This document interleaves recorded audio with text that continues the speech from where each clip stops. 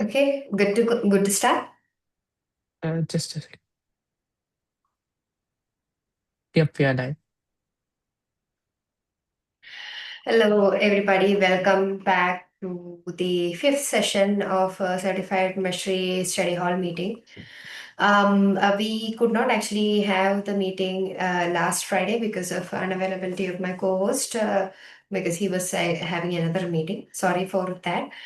And today we will be actually continuing with what we proposed last week. That is actually introduction to measuring models and then contributing guidelines. This session is going to be a little bit theory heavy because we measuring models is a very important part of the whole ecosystem of measuring, and we need to actually do a little bit of deep dive. But I mean, when we actually talk about the components, relationships, and all, we might not be actually able to do everything, go through everything that is actually there in the documentation.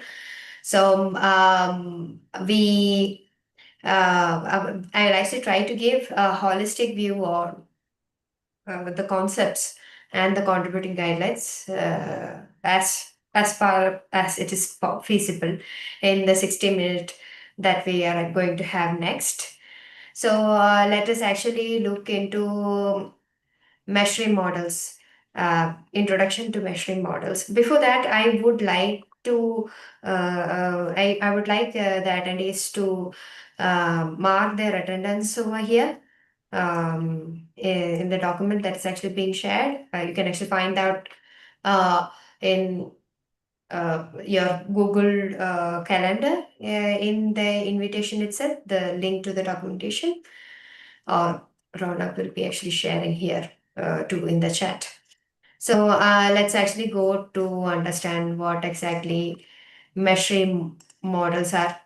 Uh, so models are units of packaging for defining the logical representation of objects that are actually used in case of measuring. So it actually um, say for them, for example, if you are considering Kubernetes as such, you have a model that will be actually defining a deployment or something, and each model is actually versioned, and it actually gives, if you take Kubernetes, it will actually be having versioned values in case of models. And it models actually consist of components, relationships, policies, connections, and credentials. These are actually the individual parts that actually constitute. It's like you have a Amazon delivery, for instance, and you have actually purchased for multiple things. Same day delivery you have actually applied, and you have different things coming inside as a part of that Amazon delivery box. That's actually a simple analogy for this. Each model is actually versioned and bundles different types of relationships and all those things. And the thing of models is that when we go to the next session next week, we will be seeing how models can be actually imported and how they can be actually exported as OCI images. Um, so these are the three key aspects of models. They are the key aspects of models are like logical representation, as I told earlier. They offer a logical representation of entities under the measures management system. It's an abstraction as such. Um, and model packages can be imported and exported, as I told just a few minutes ago. So it's easy for portability, and then you encapsulate what all components and everything are there in a particular model. Components, they represents the capabilities of underlying platform. Um, and relationships are actually how the interactions happen between the components within a model. Policies govern the behavior of constraints and extensibility. We had actually covered earlier, like how exactly we could have models extensible, and you can actually even clone an existing design and then add your own things, customize the components, relationships, and policies. That's possible there. So, in case of models, um, yeah, in case of connections, there is actually something called unmanaged and managed resources, which we will actually cover later. Um, Okay, so let's actually go to what exactly component is. It's a fundamental building block. It's used to represent what is actually there in the infrastructure which is actually beneath what is actually being given in the granular representation. Um, in case of models, the components are like the building blocks, and they are actually it's actually reusable collection of building blocks. Um, they are used to describe. They can be actually used to describe the non-infrastructure components also, just as a visual element. There are two types of components when it comes to measuring models. One is actually the semantic component, and one is the non-semantic component. Semantic components means the actual infrastructure is actually there backing the cloud native platform or cloud native deployment, and the application resources that Meshery can manage. A very good example for that would be the deployments, things like deployments and services, pods, etc. In case of Kubernetes, or you have virtual gateways, cloud, some things like storage volumes that are actually available. In case of different cloud providers, you will actually have different load balancers that are actually being used and storage volumes, etc. In case of non-semantic components, as the name suggests, they are actually just visual organization elements inside the playground, uh, where you would be actually using to organize the design that will be actually used to represent, but they don't represent the actual infrastructure, but these are actually like supplementary things that are actually used to create your own design. So example is actually like you have a pod and you want to actually put the name of a pod. You actually click on the pod, and then in the description uh, you actually give for each pod name colon name equal to what is actually there. There will be a text box where you can actually put that data in case of canvas.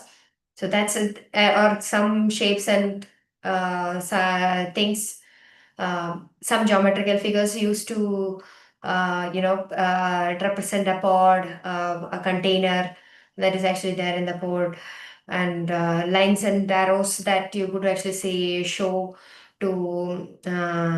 some edge relationships or something. We will actually talk about relationships in the coming um, later in the same session. And these are actually the properties when it comes to components, and they have different properties called as like the model, kind, version, spec, and status.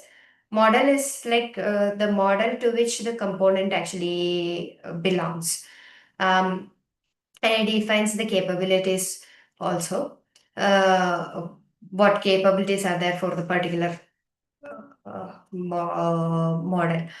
Kind actually tells this type of resource that the component represents. Version is actually the API version of the component. If you have actually seen a Kubernetes deployment.yaml or pod.yaml that you might actually use, it's actually similar to this, like the API version and kind that we use. A spec is the detailed configuration of the component, and the status is whether the current state of the component and all.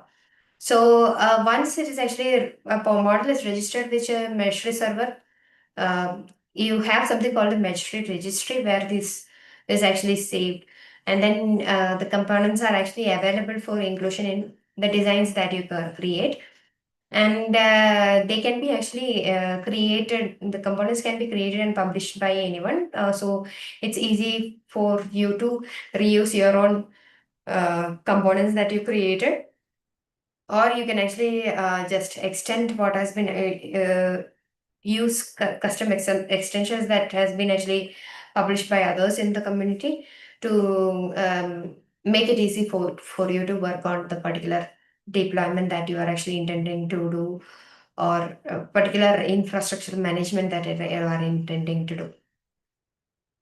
Ah, one thing to notice here is that we need whenever components are actually there, even if you are actually reusing, try to have unique attributes for these.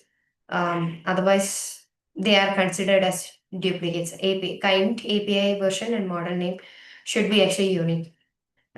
This is actually just an overview about components. The next thing is actually relationship. As I told earlier, relationships actually define how two different components interact between each other within a model.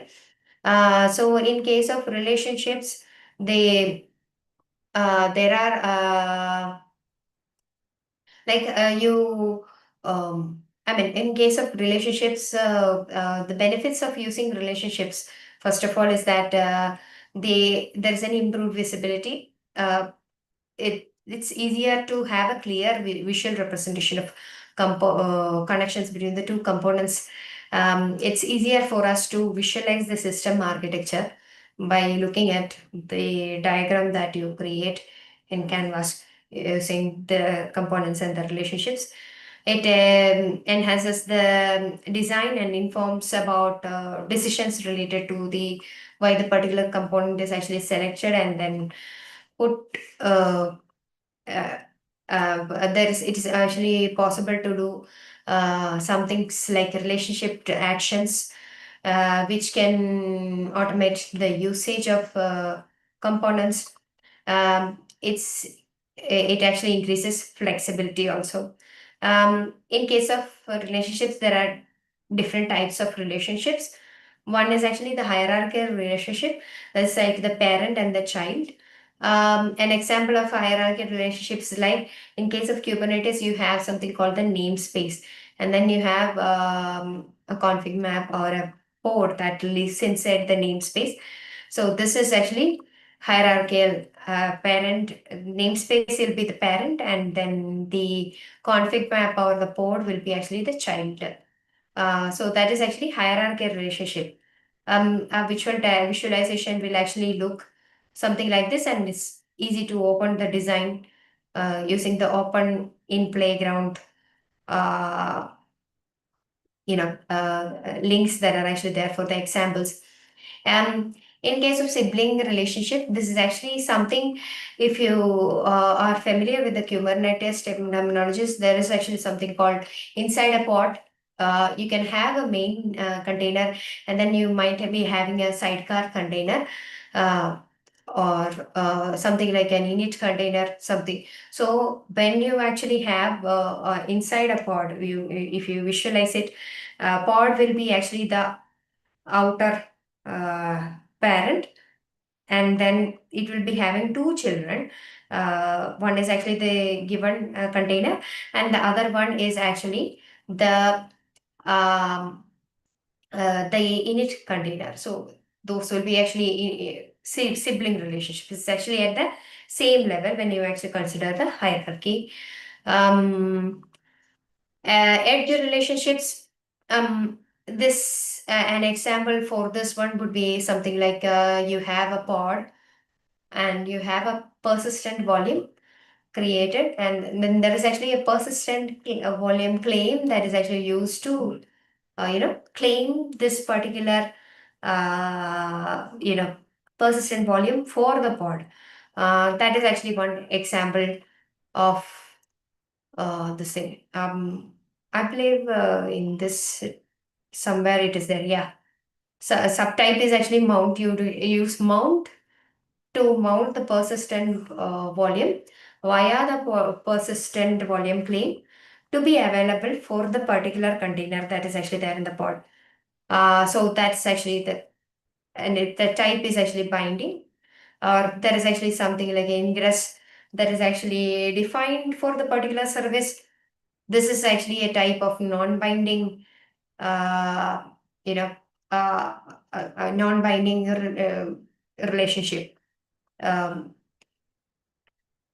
so you can actually look through these diagrams, open them in playground, and then um, explore more on relationships. Due to lack of time, I will not be going to each and everything.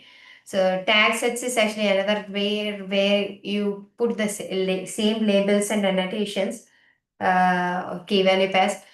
Usually, um, these are these are visible on the design canvas, and annotations are used for giving more additional information about the components. Um, so, in case of relationships, also, you can categorize them into two different ones: semantic relationship and non-semantic relationship. It's similar to how we had actually seen in case of components, two types of components, or two categories of components. Similarly, here there are two categories of relationships. Um, so there is actually semantic relationship, like is meaningful in case of how Meshery manages and entities, or simply the tag set relationships, for instance, which just gives additional information or metadata about the components. That is actually a non-semantic relationship. Um, so in case of relationships also, just like how we saw in case of components, you will be having kind, type, subtype, selector, and selector sets. The combination, as to we saw earlier here, it was a kind API version and model dot name that should be unique for the particular component. In case of relationship, um, a combination of kind, type, and subtype actually uniquely determines the visual paradigm. So, uh, edge network. I think these are actually things that you can just read through. There is something called a relationship evaluation that actually happens. So there's a policy driven approach which is used for evaluating the relationship. This helps in determining the compatible components for establishing a relationship. If you have two different components that cannot have a relationship, if you try to use an arrow in canvas to, you know, hover over uh, the diagram and then connect between the components using the relationship, it might not actually work. I think a good example of this was given by Lee recently in our uh, developer meeting, which happened recently. So if you view that video, which is available in our YouTube, it was live streamed a few days back. If you actually see that he explains like why exactly it is not there. Um, and if there is actually a potential relationship that can be there based on the current design, that also uh, uh, will be actually defined or is suggested by the relationship evaluation and all. So there is something called context aware design. This is available in an architectural um, slide deck that has been shared inside the discuss.meshery.io. Sorry, discuss.layer5.io. Um, so here it actually shows how the relationship evaluation actually work. So this is actually the capability that allows you to have that evaluation. Mm,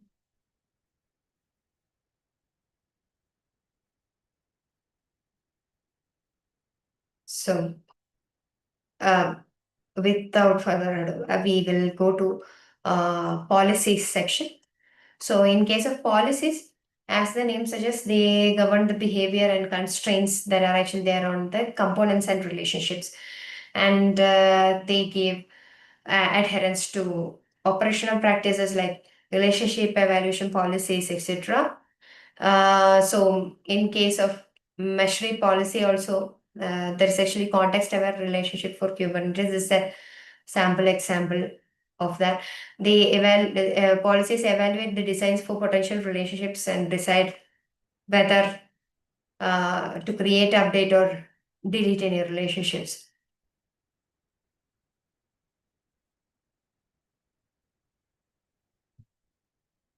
So, in event of a conflict or tie, it actually goes to open policy agents' reconciliation behavior. I think this is something which you can do further reading on. Um, so it's possible to view all the registered relationships by using the Meshery UI. You have to navigate to the settings and then go to the registry. There, you can actually see the registered relationships. Um, Let me see if it is actually available.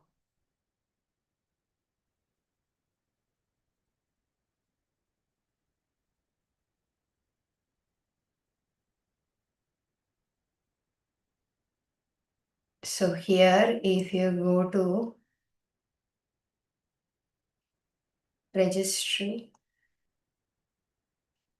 see, this is how you can actually see your different types of relationships that are available from the registry. Uh, and these are the models. And then these are the registrants. Um, some of them will be actually from Artifact Hub or GitHub, like that. We will go through more hands-on next in the next session. So let's actually go back to the connections. Connections represent managed or unmanaged resources, and they are discovered automatically or entered manually. They are maintained as stateful entities. So, in case of connections, Meshery environments allow you to logically group connections and the credentials. Credentials are something like similar to what you have in case of Kubernetes. There's Kubernetes secrets that are available to for some uh, for some policies that you actually deploy there. Um, Environments make it easier for you to manage, share, and work a collection of resources as a group. Um, Meshery tracks the cycle of connections, and then there are actually particular states which are associated with each connections throughout the life cycle. So you can actually see the different states in which the Kubernetes cluster connections would actually go. First, it will be managed or unmanaged, uploaded or discovered. Then it goes to the registry, connected in use. If the auto connect deploy operation is actually there, new. You can do that manually, or you can actually put it into an ignored state by using the ignored or previously discovered and ignored also. It will go to the ignored state. Uh, if there is a planned maintenance, it will actually go to the disconnected form. If there's an unplanned maintenance, it will go to the deleted status. So these are explanations about what each of these states are. Um, I believe these can be actually read, and uh, you can actually learn more about this later. Credentials. Credentials, Meshery uses credentials when authenticating to a managed or unmanaged connection. There is actually something called a credential schema that you can actually go and then check with the defined attributes. There are different types of credentials. What I told earlier is just one thing, like the token based authentication. Oh, sorry, the cloud provider credentials, which are actually there, that can be actually one for a particular service account you will be having. Yeah, this is the one which I was actually mentioning for Kubernetes authentication. You might be having service account and service account tokens. So that is a different one. TLS certificates that are used for secure connection, that is actually another type. This is actually basic auth uh, and API key token, these five types. And credentials can be created and managed through Meshery UI, and they can be imported from an existing configuration or auto discovered from your environment. Um, you can actually have more than one connections. Same credentials may be used by more than one connections, and could be actually shared across the team members if if a certain team members have elevated permissions, they might be actually having access to these credentials. Um, so uh, when it comes to credentials that are actually being used in Meshery, uh, there are certain things that you need to take care of while considering the security of the credentials. So these are some ways in which few of the ways in which Meshery takes measure to protect your credentials. So they are encrypted at rest. So when it's saved to disk, it is encrypted, and access is controlled through fine-grained permissions.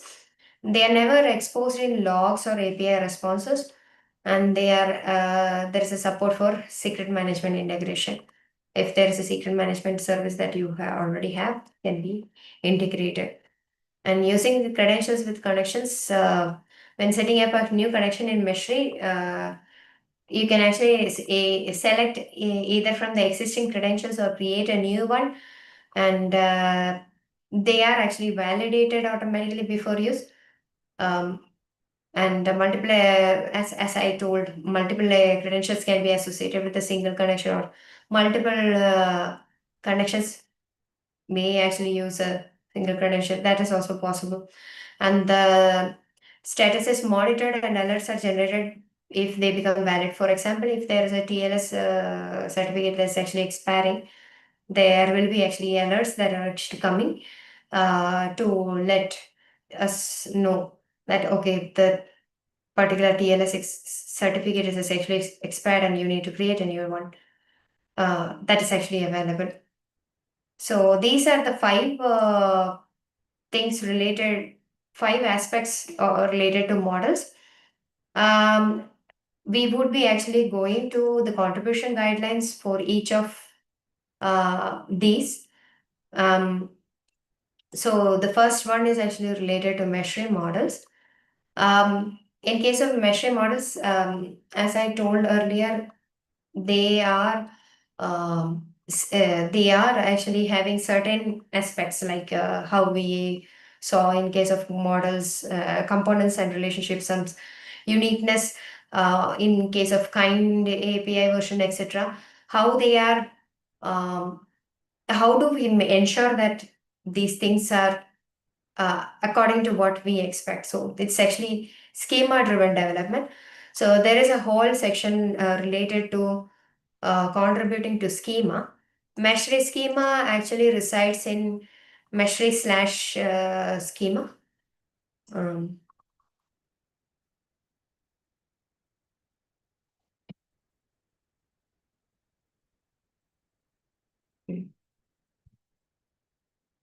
This is the repository in which you will be having Meshery schemas.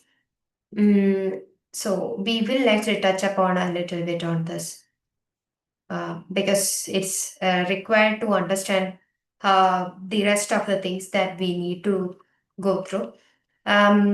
This is actually like you have the prerequisites, like you need to have a Go version, Open API code gen. You need to actually install that because that will be used for generating the code required for Open API specifications. And you need to have an Node.js and npm installed. You will be actually having something like a make or GNU make in case of Windows, and you need to actually use that to run the make targets. So as a quick start, it's actually cloning the repository that I showed you. I'm going to see the folder and then run make setup npm install make build npm run build. So this is the schema directory structure. um, Schemas, you have here schemas, constructs, and different versions of the one. So we have v1 alpha core api.yaml. This is actually the base from which everything else is actually inherited. uh, in case of Meshery code base right now, we actually use V1 Beta 1 for many things like models and all. You can actually see each of the API.yaml will be having something called a title, is um, says the name of the particular construct that you are actually looking at, and then the path to register and all those things. Let's actually go through the documentation side by side and see it. So, just like how I showed you, this particular API.yaml in each of the uh, file, that's actually the index file, and then it gives you the subschema and API endpoints. Um, so, in case of for example, in case of model, you might be noticing this templates uh, folder. This is actually just a human written uh, version of the JSON that you can expect as per the schema, or you can actually have the YAML version also as per the schema. This is just an example that is actually written. So in case of model.yaml, sorry, we'll go through that again. You have the models folder, which will contain, when you actually run the target for generating Go code, files will be added here inside the models. And there is actually something called a helper function also, helpers, which will be used for, I mean, the auto-generated files alone cannot be actually used. So you'll be having helper files .go that will be used to, manipulate what is actually there, or use the auto-generated code for achieving what we want to achieve. Um, so the build distribution, you do not commit all these changes here. Inside the TypeScript, you will have generated TypeScript files which are used for um, using schema-driven development with UI. I think we will revisit this part while looking at the Meshery UI unit, which is actually at the last as per our schedule. Um, so. So understanding the API.yaml construct files, it's like three roles, references all the subschemas, as I told earlier. $ref is actually used inside the related schemas. And a definition of API endpoints, you actually get the post, like create model. This is actually kind of API endpoint. Get app API models get. There's the REST API model, and it acts as a entry point uh, in this way that if you're using open OAPI code gen, um, you would be actually getting the generated code that is used. So these are the rules for schema files. Um, Index file aggregates all the subschemas as told earlier. Construct.yaml, for example, the model.yaml, which we saw, it shows the subschema, main data model, and other schemas which are actually there, which will be used by the main schema, will be also there. And the templates folder contains the example values, for instances with the default values. So the versioning is actually there using the group version v1 beta 1 is one example of versioning. Endpoints are actually given under the paths. OpenAPI schema names are actually given under component schema, model, component design, etc. So each of them have their own ways, like use kebab case, plural nouns for, paths under API. All these are the naming conventions while creating a schema.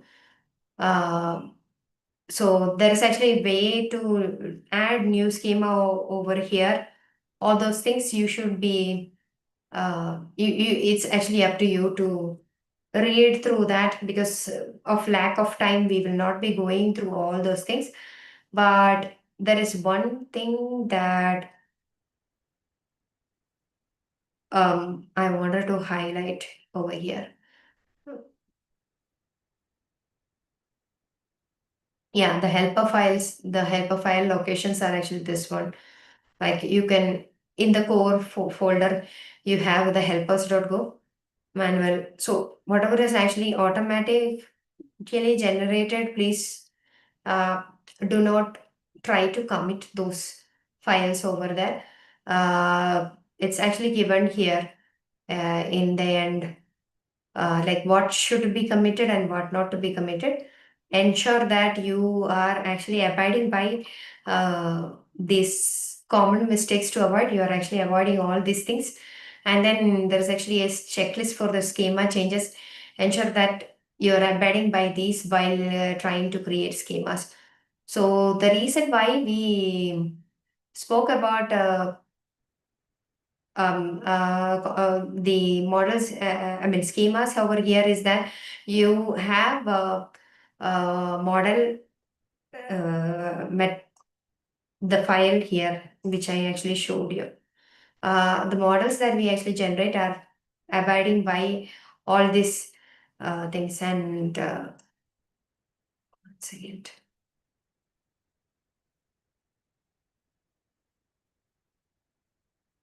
So it's in case of model, each model actually includes a set of entities which are defined and versioned using this model schema. So it uses an or logical object model to describe the infrastructure capabilities in Meshery models. And Meshery models are packages which define the infrastructure, application, and capability. You have components, relationships, and the metadata. Um, so in case of Meshery entities, sorry, in case of capabilities, um, these capabilities are organized as reusable and assignable sets, such as default sets, shapes, comment, shapes without text, etc.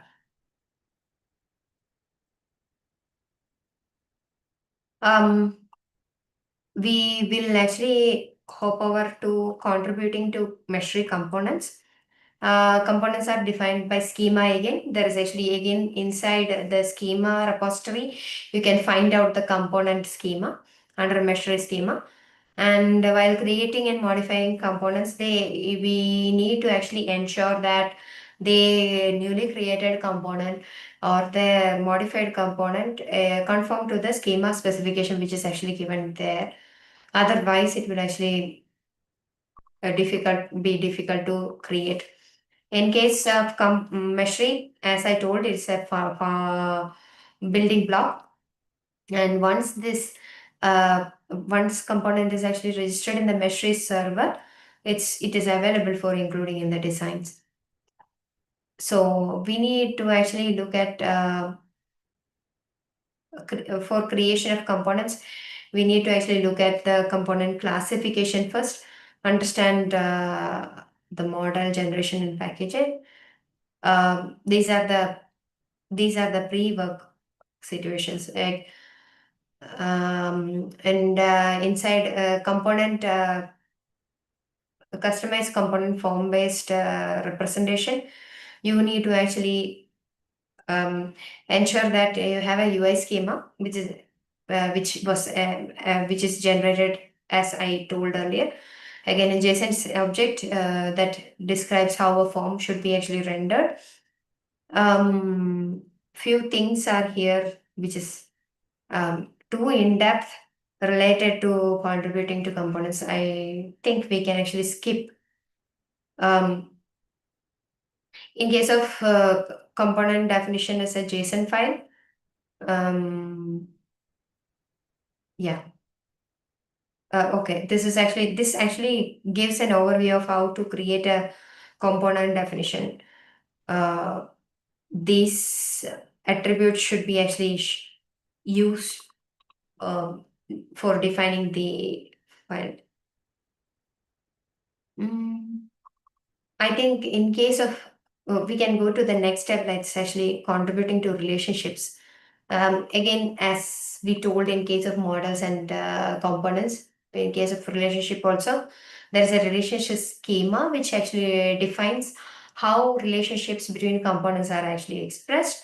Um, you can actually read through the detailed description about contributing to schemas to for more details. So in case of creating a relationship, just like how we saw in case of components, there is a pre-work, there is a relationship identification and classification. And in case of development, you define the relationships and the scopes. And post-work, we will actually do the testing and then the contribution. This also, I think, if we don't have much time, we have only 15 more minutes. So this is also something which I think you should be reading, and we can look through this while trying to do hands-on probably next week. Um, yeah. So after that, I think I can actually hand it over to Ronak for covering the policies. Uh, Contribution guidelines related to policies over here.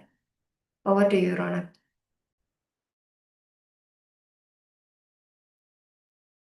Yeah. Thanks, Kavita. I think you have pretty much covered everything today.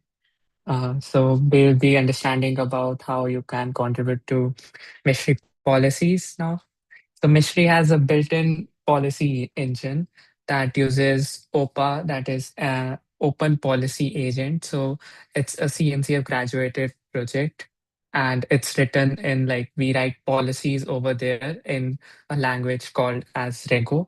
So OPA provides a high-level declarative language that lets you specify policy as a code and enforce your policies in your microservices or Kubernetes or your CI/CD applications. So, for example, a good example or some questions we can ask before enforcing policies are like this is a nice example they have covered in their documentation. Which users can access which resources? So, this could be one of the policies that could be enforced in your service. Another one could be which clusters a workload must be deployed to, which registries binaries can be downloaded from, or which times of the day a system can be accessed. So policies are critical for any of the services and organizations. So what exactly OPA does is, so it decouples your policy decision making from your policy enforcement. So uh, if we don't use OPA, so rather than defining your policies inside your application code, we delegate it to a framework called as OPA. So here's a nice visual representation of how the flow is. For example, there's a client that uses your service, so it sends a request, and after your service receives a request, so it just doesn't take decision on its own. It just queries OPA by sending the JSON payload, and OPA has some policies written in Rego over there, and then OPA internally evaluates if this is a valid policy or if this is a valid thing to do. If it is, then it just delivers the response back to your service. And the response could not be just like yes or no or allow or deny answers. It supports like arbitrary structured data as input or output. So here's a nice example of enforcing protocols such as telnet and ensuring that the server has an ID called as app. So you can go through this thing. They have a nice documentation, and there's philosophy of why we use OPA as a framework and what exactly policies, what is policy decoupling, and things like that. But I think would be migrating to Golang native policies, or and we would not be using OPA, or maybe in future, like maybe we would be using that parallelly. But yeah, still, it's nice to go through the documentation. Talking about Erego, so it's a high-level declarative language used for your all the policies written in this thing. So, for example, whenever your services queries OPA, so it binds data provided in the query to a global variable called as input. So you can access all the data payload from the input variable and using the dot operator if you have specific uh, data defined. And this is how a variable is defined in OPA, so sorry, in Rego. And there's a nice example. So this documentation is quite interactive. And there's a nice example over here to enforce a policy if so we are just grabbing the input dot servers in the first element of the array and just seeing if the ID is equal to app and the protocol it uses is telnet. So make sure that ID is app and protocol is telnet, and we can also evaluate this one. So this is true. So you can go through this interactive documentation. It also has many examples related to how you can define your policies in Rego and some of the complex examples as well. Uh, it also has how you can download uh, OPA as a framework. So if you're using macOS, you can use the Blue package manager, or if you are on your Linux system, you can directly curl the download link according to your architecture or whatever. So coming back to the Meshery documentation, a prerequisite for Meshery is that you have to use the OPA CLI that should be installed in your system, and you have to have the Meshery server cloned from the GitHub, since that only defines all these, that only uses these policies. A term here I would like to highlight is between imperative and declarative. So these Rego policies are declarative logic behind the policy engine. That means that you don't have to define uh, how it does it. You have to just define what exactly it does, and OPA internally evaluates to the how part. So that's what is the difference between declarative and imperative. In imperative, you define the steps of how you should reach the particular goal. But in declarative, you just define the what part of it. And these policies define how the underlying engine understands relationships with mystery designs. So the Grego policies are invoked from the Go code in mystery server. And here's how you can work with the Meshery policy engine. So since we have so many relationships, as Kavita also talked about, um, then like for example, when you go to Canvas, you drag a pod or you drag a deployment. So you try to connect between them. So it internally evaluates all these policies uh, on runtime basis. So this as since we have so many different relationships in mystery designs, so it may be complex at times when contributing to Rego policies, but these are some of the steps that you must keep in mind. So the in the policy engine, so whenever you are debugging an issue and testing the mystery policy engine, you will need to provide the design as an input. So that's how it will evaluate, on basis of it will evaluate the policies are enforced or not. And here's how you can execute OPA. You can just run the make command, make rego evaluation eval, and against the test data stored in policy/test folder. So you can check throughout this documentation regarding, and you can also follow up the latest work where I think Ming is doing regarding the migrating the OPA framework to the native Golang ones. So yeah, I think is there anything else, Kavita, that we have to cover today? No, I think this is actually sufficient for this session because this has been theory Mhm. heavy and I mean, a lot of information might have been, Mhm. I mean, it will actually get overwhelming if we actually add more things other than this. That's my take. Yeah, exactly. So if you have any questions, you can feel free to ask. And in the next session, we'll be covering that would be a practical hands-on session about contributing to Meshery model. So we'll be covering these things that we have talked about practically. And that would be also more interactive, I believe, than this. And Yeah. we would be having Meshery's models, I believe, some practice questions in the end. So Yes. I'm excited to have a quiz part where you will not be able to predict the answers. oh yeah, the B thing again. Yeah, it will not be always be. Mhm. Yeah. All right, we can wait for a few more seconds if you have any questions.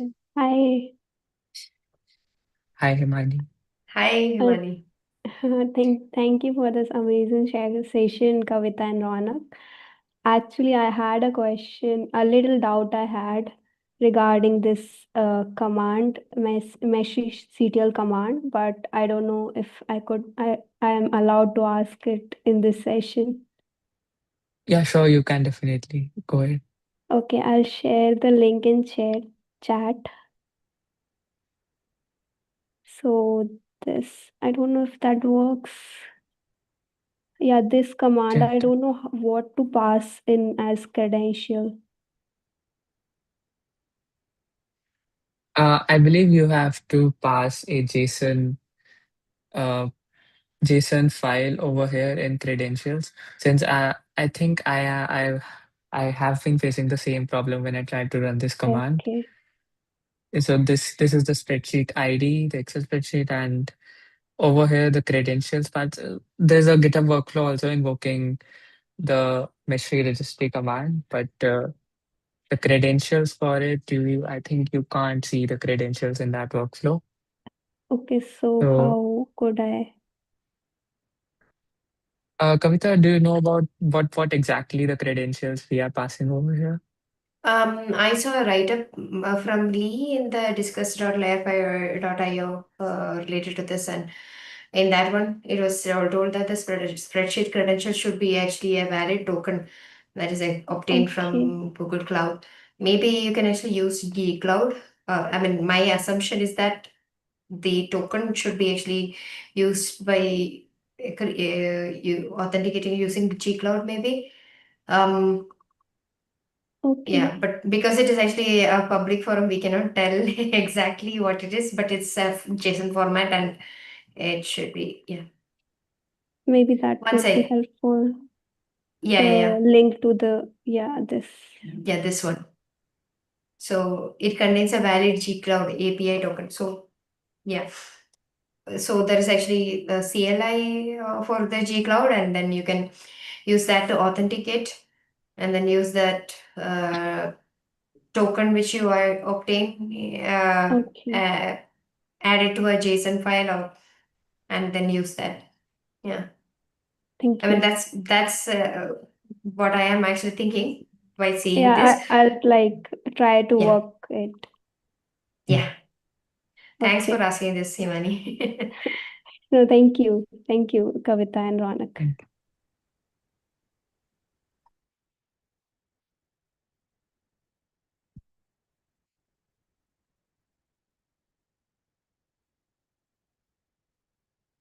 think we are on time, and I would like to thank Kavita too for that informative session of today.